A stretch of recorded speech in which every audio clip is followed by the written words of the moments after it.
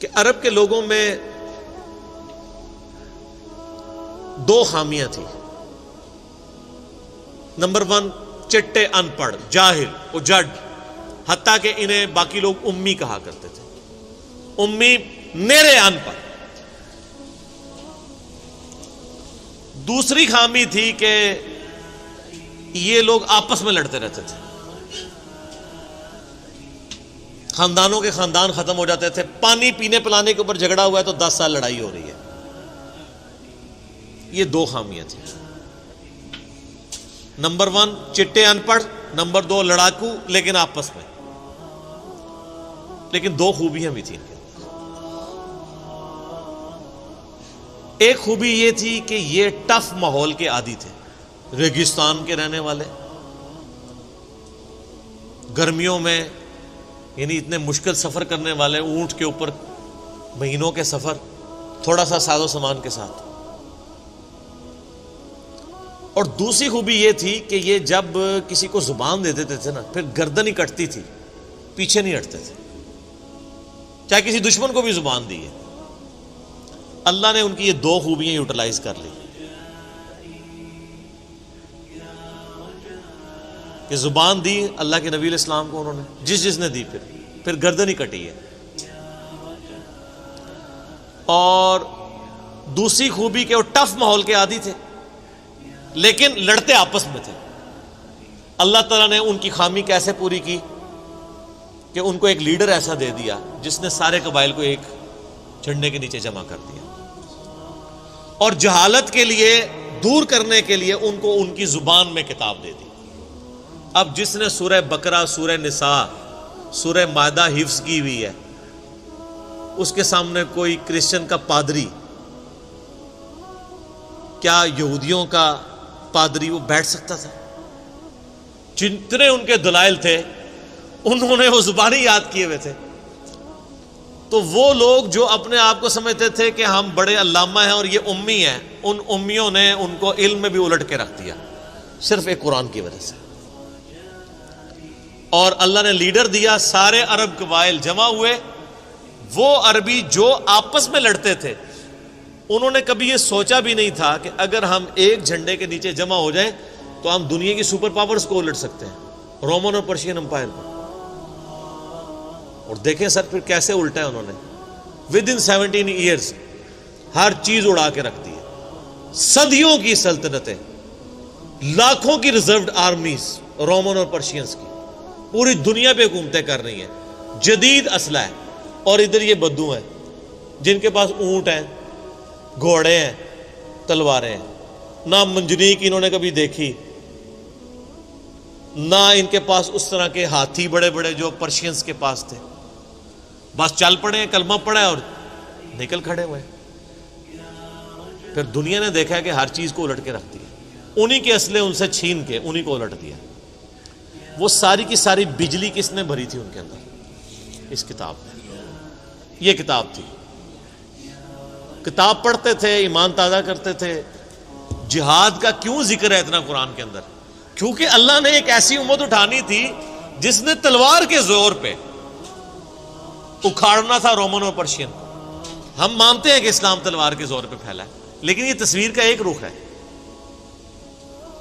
تصویر کا دوسرا رخ یہ ہے کہ جو بدماش صدیوں سے دنیا پہ حکمران تھے اور لوگوں کی رعایا کا استحصال کر رہے تھے، اپنی رعایا کا، ان پہ انہوں نے اتنے ٹیکسز لگائے ہوئے تھے. ان کو اکھاڑنے کے لیے کیا میٹھی میٹھی باتیں چاہیے تھی؟ طارق جمیل صاحب کے لیکچرز نے رومن اور پرشین امپائر اکھاڑنی تھی. یہ تو ان لوگوں کے لیے نہیں مسلمان ہو چکے ہیں. بدماش کب اپنی پوسٹ چھوڑتے ہیں؟ ان کو پھر اسلحے کے زور پہ وہ اکھاڑنا تھا. اور پھر اللہ نے صحابہ کرام کی تلواریں مسلط کی ان کے اوپر. جب اکھاڑ دی، فریڈم آف ایکسپریشن مل گیا، پھر معاملات سیدھے ہو گئے. اس زمانے میں بادشاہ کا دین رعایا کا دین ہوتا تھا. اگر کوئی رعایا کہے نا کہ میں بادشاہ کے دین سے الگ ہوتا ہوں، قتل ہو جاتا تھا. آپ پتہ عیسائیت کیسے پھیلی ہے؟ یہ تو سارے بت پرست تھے. کانسٹنٹائن 2 جس کے نام پہ قسطنطنیہ شہر تھا جو بعد میں مسلمانوں نے فتح کیا، سلطان محمد فاتح نے، ٹرکی والوں نے اس پہ ایک فلم بھی بنائی ہے، اردو ڈبنگ کے ساتھ ہے. ایک ہی نشست میں آپ دیکھ سکتے ہیں 2.5-3 گھنٹے کی. جو فلمیں دیکھتے ہیں ان کے لیے، مولویوں کے لیے نہیں. تو اس نے وہ قسطنطنیہ فتح کیا، پھر اس کا نام استنبول رکھ دیا، اسلام کا گڑھ. یعنی استنبول کا ترجمہ وہی ہے جو اردو میں اسلام آباد کا ہے، اسلام ان بلک. وہ کانسٹنٹائن 2 جو تھا وہ کرسچن ہو گیا تھا، چونکہ وہ کرسچن ہوا تو پوری رعایا 3 براعظموں میں پھیلی ہوئی وہ کرسچن ہو گئی. ایسے کرسچینٹی پھیلی ہے. تو رعایا کو وہی دین رکھنا ہوتا تھا جو حکمران کا ہے. پہلے حکمران بت پرست تھا، عیسائیوں پہ ظلم ہوتے تھے. بعد میں جب حکمران ہی مسلمان ہو گیا، اس زمانے سارے عیسائیت اسلام کا ہی نام تھا، تو سارے پیچھے اس امام کے. یہ بڑا خطرناک معاملہ تھا. دوسری طرف پرشین جو ہیں وہ آتش پرست تھے، ان کے نیچے آتش پرستی کا دین چل رہا تھا.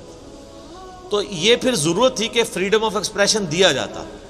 اسلام نے تلوار کے زور پہ ان کو اکھاڑا، ان کی بدماشیاں ختم کی، اور ایسی ختم ہوئی کہ بخاری مسلم کی حدیث ہے، نبی علیہ السلام نے فرمایا ان قریب کیسر ختم ہو جائے گا، پھر قیامت تک کوئی کیسر نہیں ہوگا.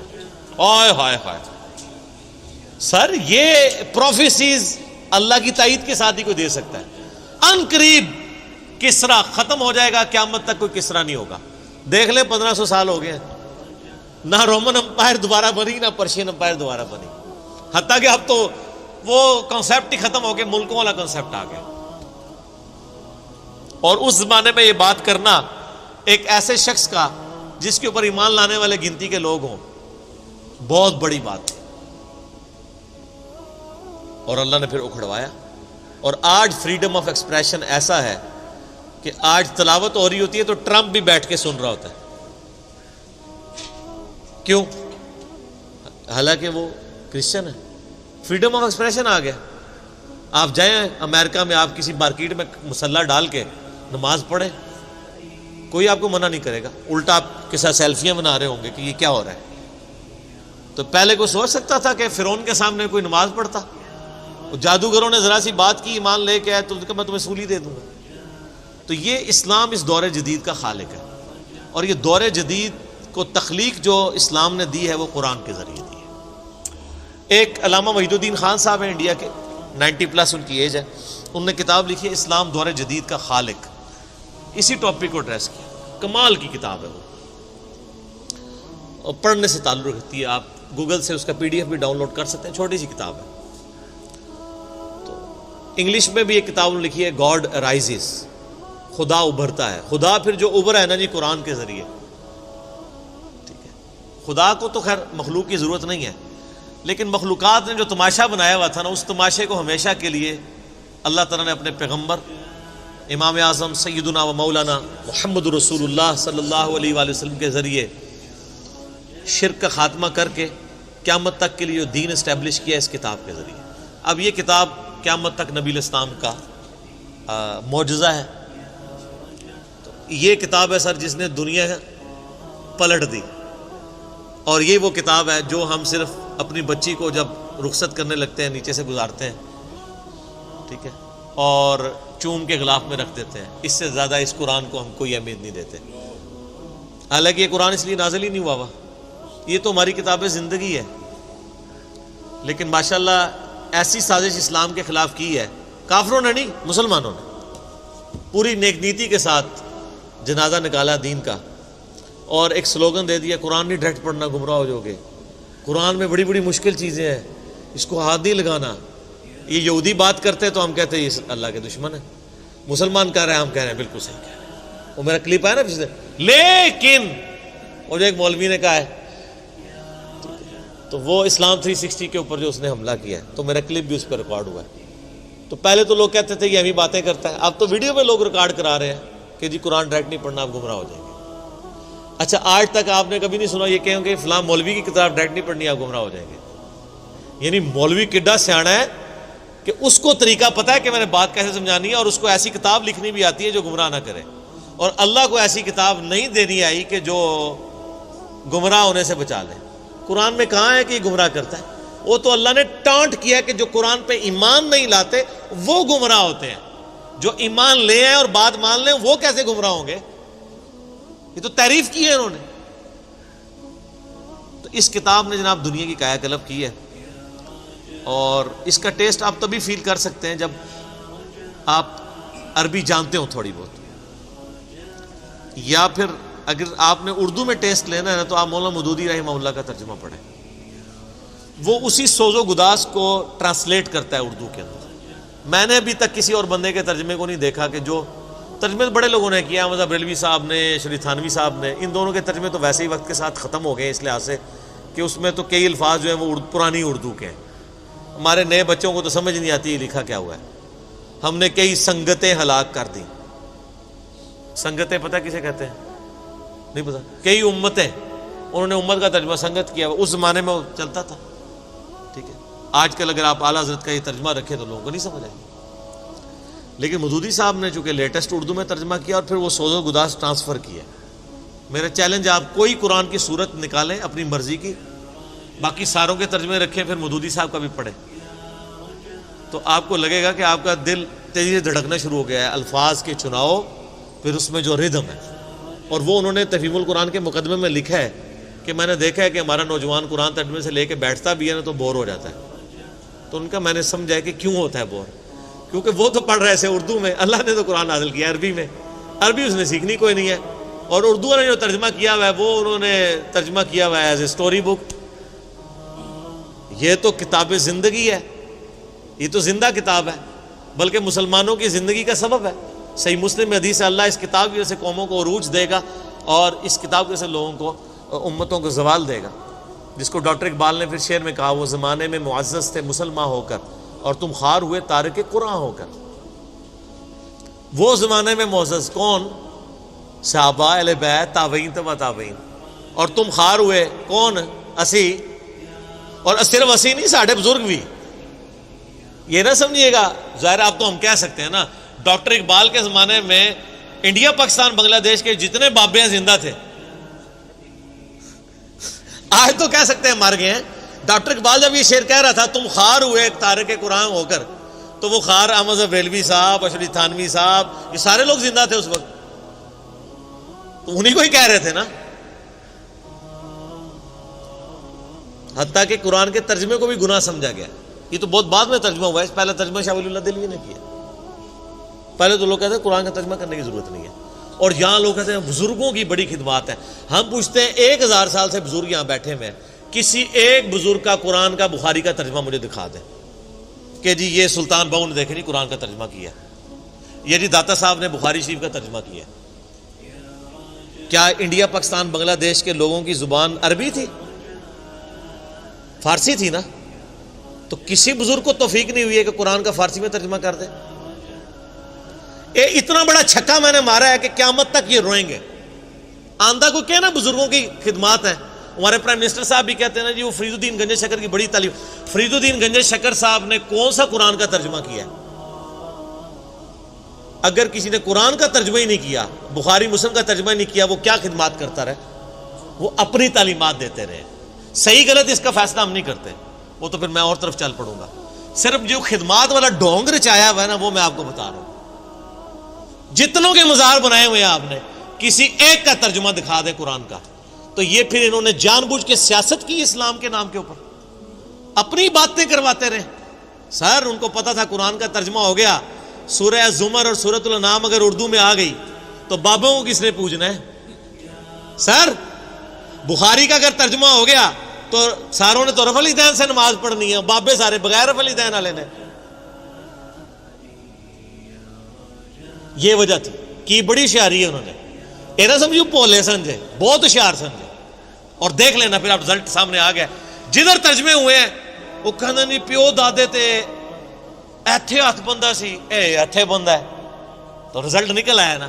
اسی لیے بزرگ جو کام کرتے ہیں وہ حکمت سے خالی نہیں ہوتا۔ ہاں انہوں نے بڑی ہوشیاری دکھائی ہے آپ کے ساتھ، لیکن اللہ کا وعدہ ہے هو الذی ارسل رسولہ بالہدی ودین الحق لیظہرہ علی الدین کلہ۔ قرب قیامت سے پہلے دین کو غلبہ ملنا ہے، غلبہ بابوں کے ذریعے نہیں ملنا تھا، اسی کتاب سے، جس کتاب نے پہلے غلبہ دلایا۔ اب آج دیکھیں بچہ اینڈرائڈ فون کھولے ہوئے ہے، کوئی آیت آتی ہے ترجمہ پڑھ لیتا ہے۔ تو سر یہ خدمت تو پھر انہوں نے کی ہے نا اسلام کی۔ اچھا یہ اینڈرائڈ فون کس رحمت اللہ علیہ نے بنایا تھا؟ وہ کہتے ہیں بزرگ تے دنیا ہی کلب کر دیں نگاہ مار کے. وہ بزرگوں نو لے آؤ تے ٹھیپا موبائل نہیں چلا سکتے. آپ مجھے بتائیں میں کسی بزرگ کو قبر سے نکالوں اور اس کو یہ موبائل چلا لے گا؟ آپ کا بچہ چلا لیتا ہے. اور کسی کا اگر اتنا ایمان ہے نا بزرگوں کے اوپر, تو آج والے بزرگوں پہ بھی ہے. تو میں نے ان کو بڑی دفعہ مشورہ دیا ہے کہ بزرگ جو جناب دنیا چلا رہے ہیں, تو میں ان کو کہتا ہوں آپ کو بزرگوں کے ساتھ جہاز پہ بٹھاتے ہیں, جب 10 کلومیٹر ہائٹ پہ پہنچ جاتا ہے یہ بوئنگ جہاز, جب پہنچے تو ہم پائلٹ کو کہے کہ تو تے پائی بسم اللہ پڑھ کے تے پیراشوٹ نال کود جا, ہوں بزرگ چلان تے جہاز لینڈ کران. وہ کتنے لینڈ ہوئے گا جہاز؟ بزرگاں دے مرید بھی اس جہاز ہی نہیں بیٹھ لگے جہاں تمہیں کہتے ہیں بزرگ دنیا چلا رہے ہیں, ان کو بھی پتہ ہے جہاز کو نہیں لینڈ ہونا. اور جو جہاز نہیں لینڈ کرا سکتا, میں کہتا ہوں کسی بزرگ کو آپ لا کے جہاز کے کاکپٹ میں بٹھا دیں نا, وہ نہیں لینڈ کرا سکتا. ہاں لینڈ کرائے گا اگلے جہاں جا کے, وہ بھی وہ نہیں کرائے گا, خود ہی ہوئے گا. سب کہانی ہے, کہانیوں کا دور ختم ہو چکا ہے, کیونکہ اب ایک نعرہ عام ہے. کون سا؟ کہ نہ میں وابی نہ میں بابی, میں ہوں مسلم علمی کتابی. تو یہ علمی کتابی جب ہم کہتے ہیں تو وہ علم کون سا علم ہوتا ہے, وہ کتاب کون سی کتاب ہوتی ہے؟ یہ اللہ کی کتاب جس میں ہم بات کر رہے ہیں. Press the bell icon on the YouTube app and never miss another update.